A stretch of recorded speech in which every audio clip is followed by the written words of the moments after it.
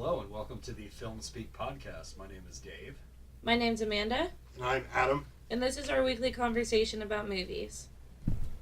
How was everybody's week? It was good. Mine was pretty good.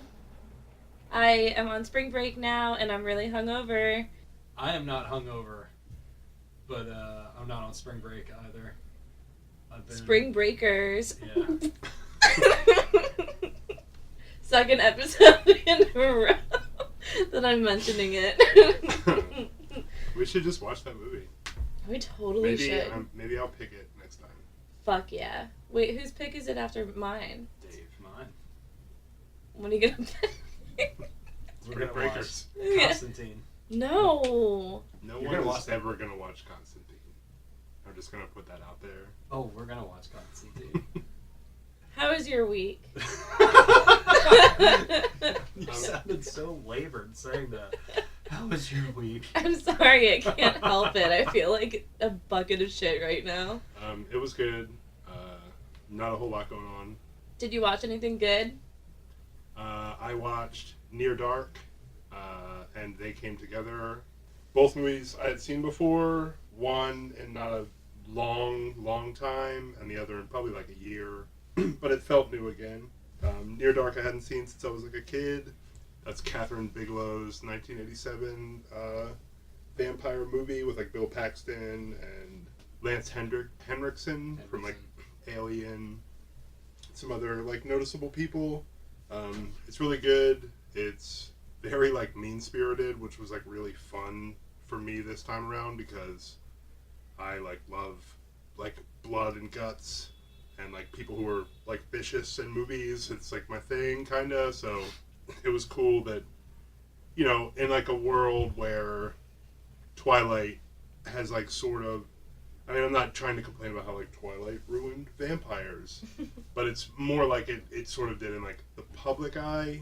You know what I mean? Like not for people who actually like care, but this was like very interesting, like the like sort of romanticism of like vampires where like they are into their bloodlust and they're like terrorizing, basically just go town to town like picking out everyone in like a little bar, you know, like, and then like burning it to the ground. So it's like it's really crazy. Yeah. And at the same time they have to deal with like, you know, someone new who like the youngest girl in the pack has like accidentally turned someone and they have to like now look after that person. So that is interesting. I don't know, it's really good. It was fun to see, and Bill Paxton's great in it. Nice. I haven't seen that one. Yeah. I haven't either. And the other one is They Came Together, which is from like 2014. David Wayne, like the Wet Hot American Summer Camp is back. Plus like some of the new faces of Hollywood, like Max Greenfield from New Girl. Like some other random people you would recognize like show up. It's really funny. It's basically like Airplane meets You've Got Mail, where like it just turns the romantic comedy on its head so much. Like literally every joke is like completely obvious or like flipped a little, and it's like a joke a minute. So it's really great. You know, very short and to the point. Like most of David Wayne's things are, but still like so good and just so sweet toned, and it's really awesome. Everyone should check it out. Cool. I think I saw it a really long time ago, but I don't like really remember much about it. Yeah, it's really funny. Like the music is really good, done by like Craig Wedren again. Mm-hmm. All his like original music for that stuff always rules and like gives it like a fun tone. So yeah, that's Cool. really it. What did you watch? I watched Beyond the Black Rainbow. It's a movie that I'd never seen it before, but we got the soundtrack in at work, and I really liked the artwork, and so I figured I'd check it out, and checked it out, and it was great. And then so it caused me to watch the movie, and there were some things that I liked about the movie, and there were some things that I didn't like about the movie.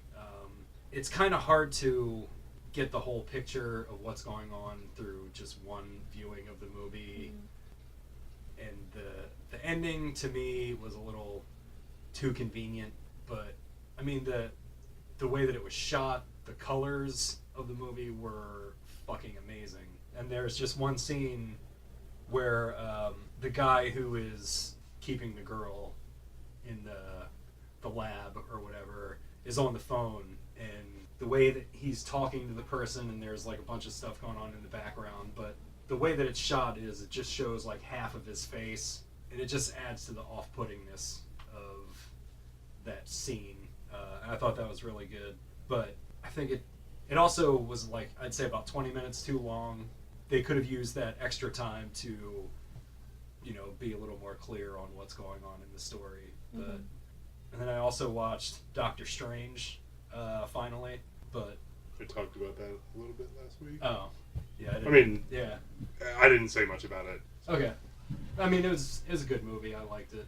I always thought Doctor Strange was a cool character, comic book wise. I'm glad to see he's getting his due on the big screen now. So, yay, cool.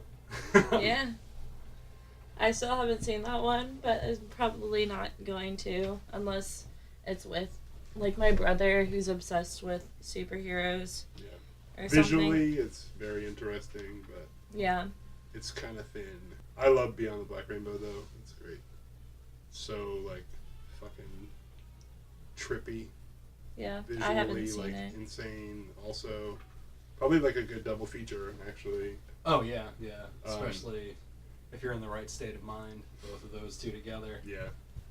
Send out a little journey. I feel like Beyond the Black Rainbow is like very reminiscent of like another movie. I can't think of it off the top of my head. Like that I like watched right around the time I saw that, and it was like I really can't put my finger on it. Yeah, Room, it definitely it's similar plays, to Room actually, like in a weird way. Yeah, it plays like Not Tommy Wiseau's Room. a lot. Yeah, a lot of. It reminds me of a lot of early '80s, you know, film like that. That should be released on VHS as opposed to DVD and Blu-ray and stuff. Just the way that it looks. Oh yeah, I would love to watch that on VHS. Oh, it was Ex Machina. Oh, okay. Those movies, I saw those movies around the same time, and it was like the similarities are glaring, like literally in Beyond the Black Rainbow. But yeah, that would be like a fun double feature. Yeah. Because it's like the clean new science-y world. Somebody's doing some construction. Interrupted. Rude. Yeah, it's only like 5 o'clock on a Sunday. Yeah. What are you doing? Getting your construction done now? What did you watch? I was about to be like, well, I watched a couple things. God. Every time. I watched Fool's Gold with Matthew McConaughey and Kate Hudson, and I honestly don't know what the plot was. Like, I don't know what it was about, other than the fact that Matthew McConaughey... Fool's Gold. other than the fact that Matthew McConaughey and Kate Hudson have, like, on-screen chemistry. That's about it. They do? According to the makers of this movie that had to, like, bring back the cast of How to Lose a Guy in 10 Days, which is a perfect movie, and they just had to live out this second feature film. Is it the same director? I don't think so. But But who was bringing these people back together then? somebody who really likes them in a movie together, I Okay, guess. so just a fan of Yeah, How to Lose he a was Guy like, in 10 Days. wow. He was like, wow, I really loved How to Lose a Guy in 10 Days. Let's take Kate Hudson and Matthew McConaughey and put them on a boat with a rich guy. Whoa, who's the rich guy? Donald Sutherland. Yeah. That's tight. Don't look now. Donald Sutherland.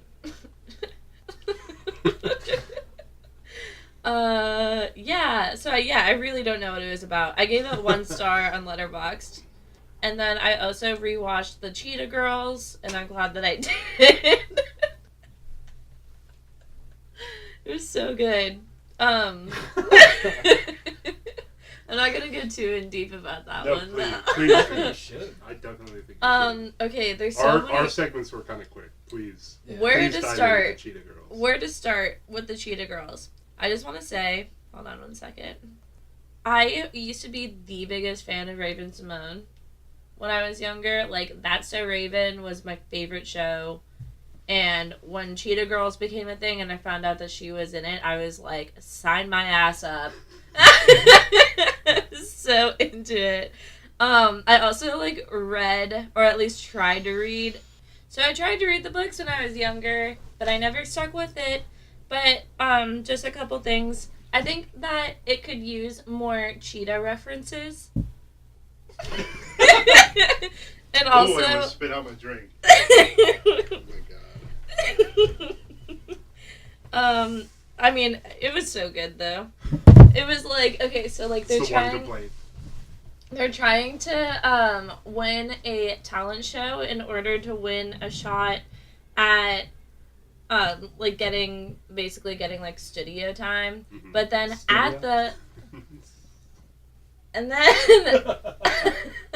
and then at the audition, Jackal Johnson is there. And he Who Jackal? is Jackal Johnson? he's like Is he Corey's character? no, Corey's not in the movie. Corey in the house. Can't believe you. I'm just trying. No, it's fine. Okay, so Jackal Johnson is like head honcho producer boy, but he's like trash and like not a good guy. He's like Skrillex. Yeah, I guess. And then, so like they get studio time and then they realize that he's making them not stick to like their sound, and they like freak out and don't end up recording with him, and then they get in a fight, but then at the end Raven Simone loses her dog and her dog falls in a hole. Aww. And they had to close the roads, and all the Cheetah Girls show up in matching velour sweatsuits with cheetah prints on it. With 5 new dogs. No, no, but they sing a song and they get the dog out of the hole. Does the song bring the dog out of the hole? Like, they Yeah, charm a because they're snake, trying or to they're they trying to get get okay, so the dog's name is Toto, right? So they're like, Toto loves our songs, and like if we sing, then he'll like move out of like this tight spot. We'll be able to get him out of the hole. And so they sing. I'm like, did they plan this? Wow. Because that's like a big PR stunt. Yeah, and your dog should be And on they're a wearing leash. matching velour sweatsuits. Like, they had to have planned it. Anyways, it's really good. I would recommend it. What kind of dog is it? The first and second ones. Brood. Okay. The first and second Cheetah Girl, I mean, they're only 2. So both Cheetah Girl movies are on Netflix. Would recommend. I'm probably going to get drunk and watch the second one this week. And it's going to be really a lot of fun. And then... Any dogs in holes in the second one? I don't know. I don't remember. But I'll find out. I also rewatched American Honey, and it's really good. And, I mean, I could literally talk about that movie forever. But it's really good, and everyone should see that. Even though it's, like, really long. But that's okay. It doesn't feel long. But it is. It's, like, almost 3 hours. That would feel long. Anyways, I know a movie we all watched. Jennifer's Body!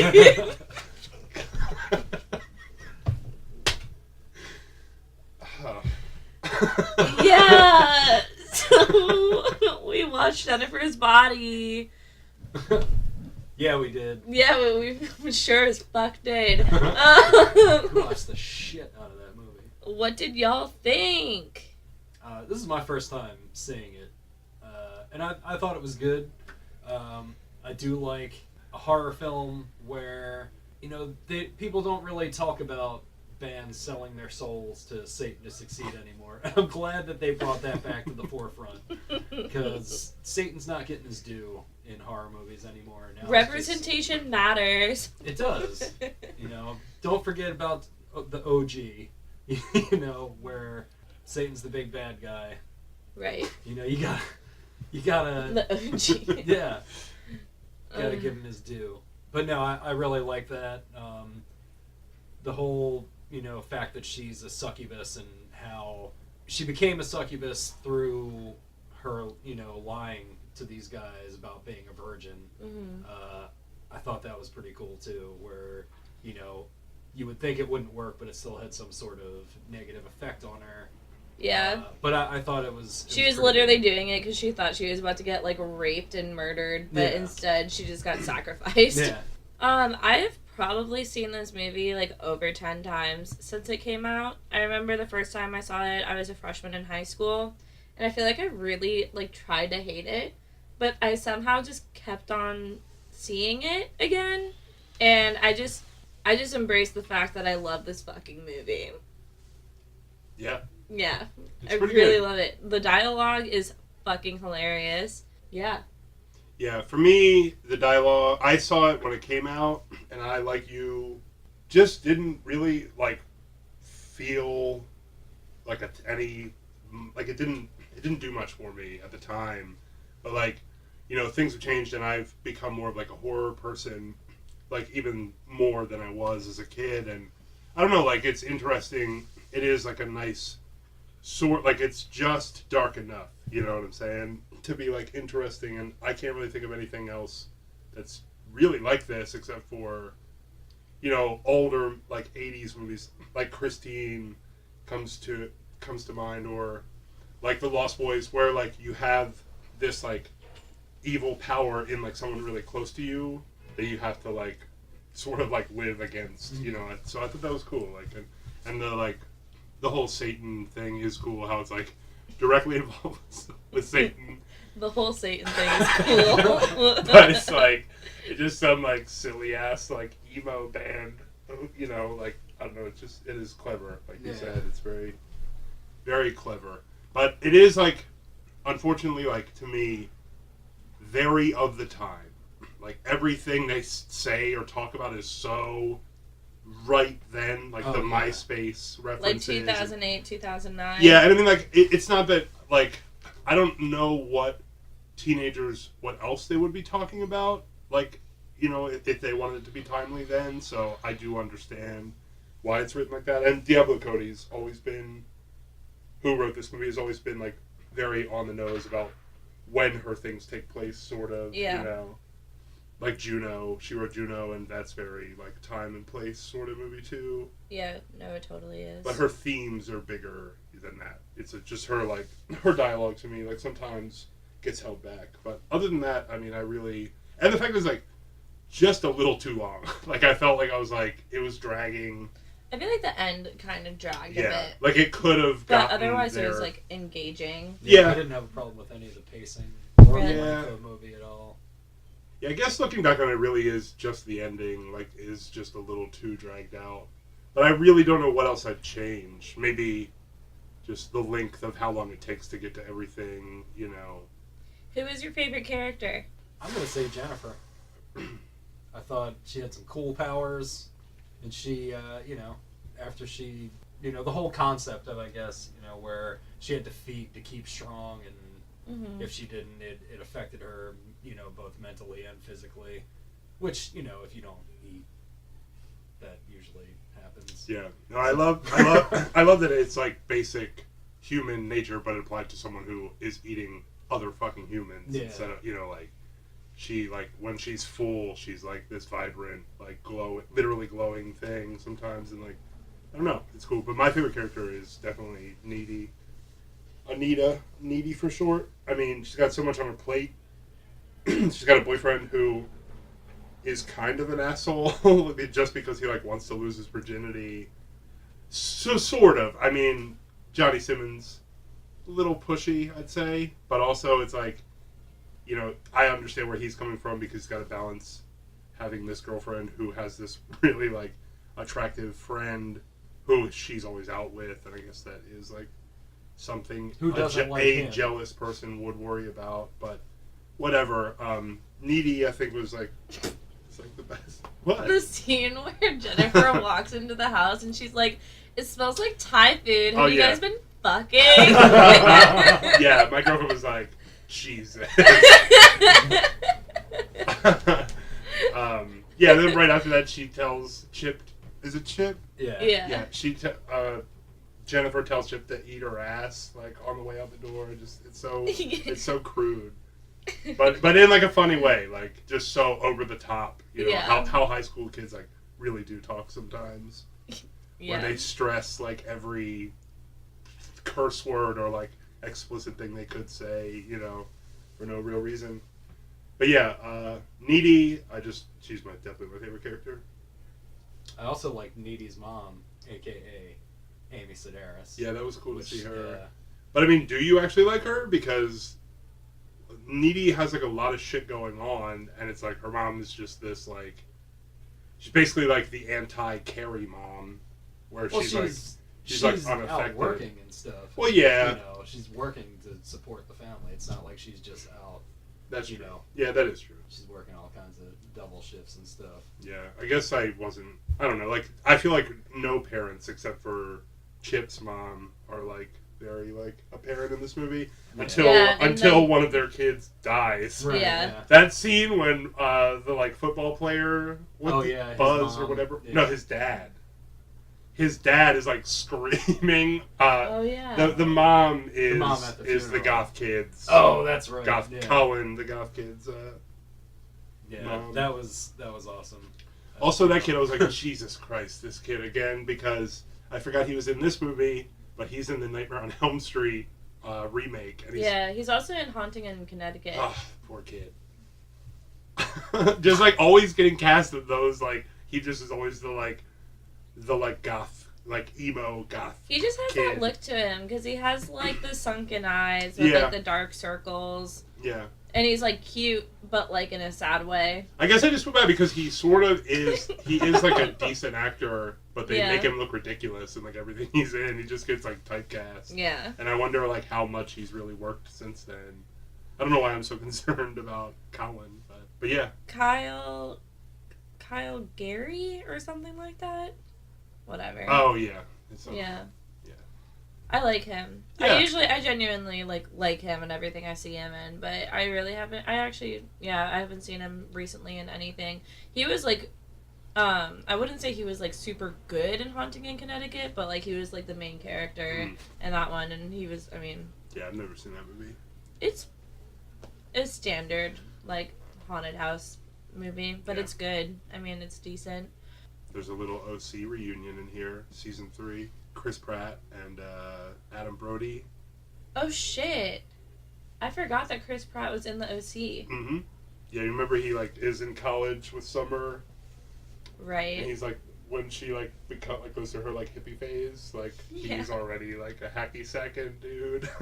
Nice. But it's funny because like I can't tell when did Chris Pratt like gain weight? Because when did Parks and Recreation start compared to this show?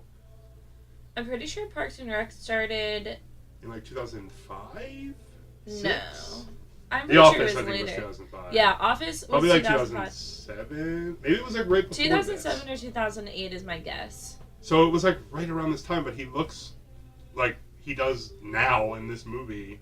Yeah. But like he gained weight maybe he only gained weight to be Andy. Maybe. But I just like had never heard that before. Anyways, Yeah. now that motorcycle that was blasting music finally is out of earshot. Yeah, We're getting interrupted a lot today. Yeah. The motorcycle maniac. Yeah. Great. Anyways, Chris Pratt was good. He looked good in this movie. I was like, okay. Roman Doodah. Actually, I've never thought that Chris Pratt ever looked bad. No, I don't think so either. Yeah. I just think it's like funny because that's the only time as an actor it seems like he was ever like a bigger dude. Yeah. What about when he was Star-Lord? He dropped like an insane amount of weight to be Star-Lord. He was buff though. And now he like is like he looks like that the whole time. He's straight up. So I guess it maybe was just like Andy's character. Maybe. I don't know. I love Andy. Yeah, me too. That show. Just had Honestly, the only thing I'm thinking of is like quotes from the movie. Yeah. I'm thinking about J.K. Simmons, and he was awesome too. Do you have a tampon? Figured you might be plugging. Yeah. The weird scene when like she randomly is talking about how she's not even a backdoor virgin because of because of Roman, who's Chris Pratt. Like just like so silly, and like she's like he's a police officer, so she's got like, into her quote, the police force on her back or something. Yeah. So I don't know, so funny. Yeah, and it's weird that he's a police officer and she's in high school. Yeah. That's and like they're at a bar and she's like drinking and he's like he doesn't care. He's like hitting on her. Like, well, yeah, he like made a joke. He's like, "Oh well, no, he's not even out of the academy yet." Oh yeah, he's a cadet. Yeah. Or whatever he says. Yep. Adam Brody looks good with eyeliner. Dude, his band sound. Have you ever heard the honorary? Doesn't he? Yeah, his band. Have you ever heard the honorary title by chance? No. His band sounds like I almost think they like had to be mocking that band. Basically, they sound fucking identical. Oh my It's gosh. so funny. That song, I was like just annoying my girlfriend, like singing it the whole time because it just got stuck in my fucking head. It's so cheesy. Oh my god. But that like, I don't know. Like it definitely is like a perfect fit for them to have that like weird almost like cult following among like high schoolers. Like Definitely. that one girl who was like a diehard fan. And she was like they were like arguing with her in the classroom with J.K. Simmons. Oh yeah. She's like, they're an inspiration. Yeah. Yeah. Yeah, all the like high school kids were funny in this movie. Yeah, Really they were. good. But the blonde dude's dad is the like football player who is Megan Fox's second victim? I think first. Yeah. Well, or technically no, second because because she like is telling the story about what happens right after the other kid. the like the like exchange student Yeah. that she found in the street. yeah, he's like Yeah. walking. She's like, "Are you like do you have anyone?" He's like, "No." Like, does anyone know where you are? Yeah. Which is like so, so awesome, like that we know what she means and Yeah. he doesn't, poor kid. But like, yeah, Rest in peace. the football player's dad is Marshall Erickson's dad from How I Met Your Mother, who's Jason Segel's character. Not like a big deal, but he was always like really funny on that show. So it was funny to see him in this because I watched that after I'd seen this movie, because it's been so many years since I've seen this. But yeah. I was really happy to hear that The Sword was on the soundtrack. Oh, dude, that was are they awesome. the band that's playing when she's like swimming across the lake? I think so. It's that real heavy like stoner. Yeah. Oh, Yeah, that was great. that was rad. That was like the only song. Yeah, the only song on the soundtrack. I was like, this doesn't suck. Yeah, everything else is so like perfectly cheesy. Yeah, Though. Like I mean, it fits the movie, like goofy definitely. ass Fall Out Boy song that like plays toward the end. And Yeah. Then, so good. Some of it is like some of the soundtrack is picked so good though. Like the whole song over the end credits was really awesome and like perfect like lyrically for what was like happening in that scene. So that was clever. But also yeah, it's really funny to hear like not 4 Year Strong, but like some band that sounds like them. Just like this goofy, like fucking silly emo shit. Yeah. But like the heavy, like weird, like that screaming band that's like playing like over this like funny scene. I don't know. It's so like so jarring but fun. It reminds me of like I actually just watched Wild at Heart, Oh, nice. and it's like David Lynch purposely did that too. He put like all this goofy ass like fucking hair metal like heavy like hair metal in his movies. Is like fighting scenes with those two like over like with like goofy ass music over it. It's cool. Yeah, I thought there was a lot of things that like looked awesome in this movie for Yeah. sure. That scene when the actually it might be like whatever song I was just talking about. It's during that scene where the kid is like it's the first day after. Wait, who is like the first victim? The first victim is the foreign exchange student. Then it's the Okay, football why kid. is the football kid? So Because one of his friends died in the fire. Oh, okay, that's right, why in he the was, fire. Like, grieving. Right, okay, yeah. That's right. So it's her second victim, but her, like, she didn't kill the other person, too. Right. I remember No. now. Right, so they die in the fire, and then the camera is, like, all the way across, like, the soccer field or whatever, and just, like, full speed, like, zooms in on that kid, and then, like, she starts walking toward him. Like, yeah. so that was really awesome. cool. So, like, looks so good. I kind of like how I feel like it's kind of going back to the whole like high school fandom thing for Low Shoulder, but like I like how they had that like cult following, but also it was Needy who was like, but wait, they're like capitalizing off of like a fire that they're partially responsible for, and that's like super fucked up. So that was cool. Little did she know that they're in cahoots with the man downstairs. Oh my fucking god. The OG. Yeah, the OG. The cool Satan stuff. Yeah. It is funny though that it seems like J.K. Simmons is like the only adult who cares about anything that has happened in this town. Yeah. And he's Except so for like over the top about it. yeah, too. except for like the parents, like who are like their kids were victims, like, and they have like their moment, but he's the only person throughout the movie who's like affected by anything. I feel like. So who would you recast and with who? Who would you? What would you do? Wow. I would probably recast Low Shoulder. Low Shoulder with Imagine Dragons.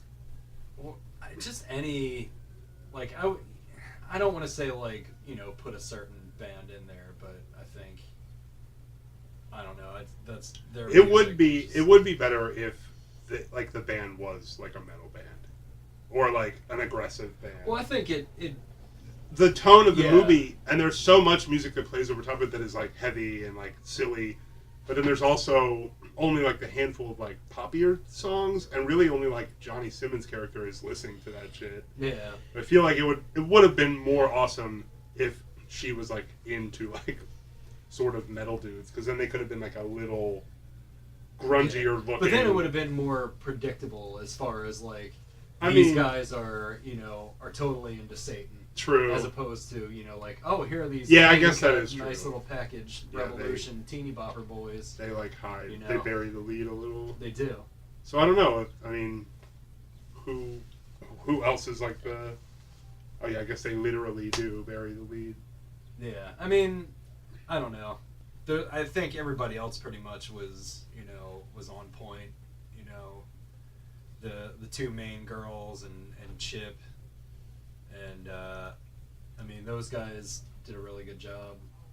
The only people that kind of I guess I could recast in without it affecting the movie, I feel would be the band.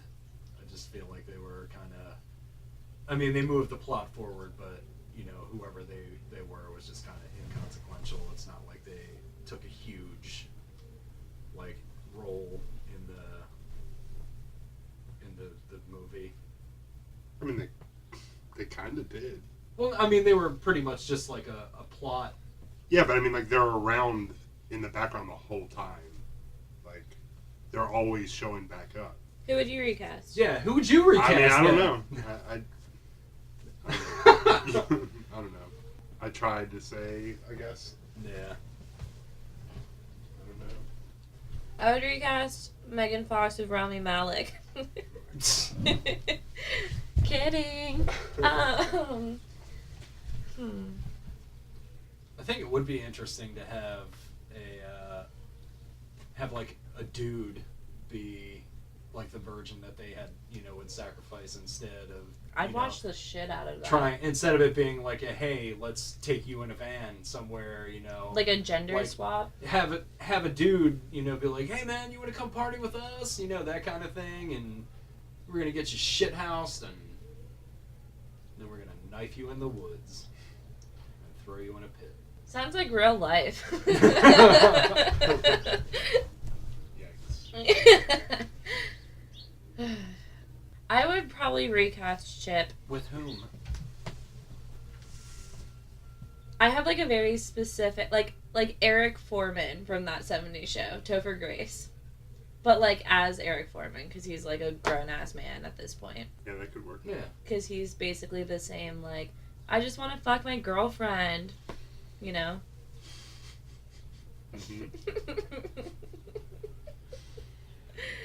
All right. Did you? I mean, were you gonna think of one? Or... I mean, I don't really know, to be honest. Okay. I can't really think of like anyone who would be better in any role for real. Well, did anyone else have anyone have anything else to say about Jennifer's Body? I liked it. Yeah, I thought it was good. I liked it. It was good. It was one of those movies that I didn't Fucking really. Roger Ebert and Siskel and Ebert over here.